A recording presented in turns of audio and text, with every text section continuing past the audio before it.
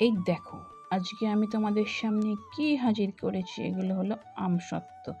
আমসত্ত্ব প্রথমে কেটে টেটে খোসা টোসা ছাড়িয়ে ভালো করে গুলে নিতে হয় একদম। তারপরে বেশ খানিকটা জাল দিলে তাড়াতাড়ি এমনি কাঁচা অবস্থাও দেওয়া যায়, কিন্তু খুব রিস্কেবল।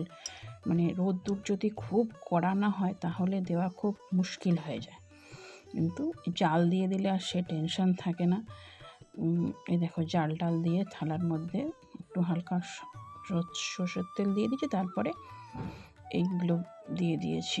এটা অবশ্য দ্বিতীয় দিনের দেওয়া, সেদিনকে প্রথম দিন এত মোটা হয় না, দ্বিতীয় দিনে এরকম আর কি।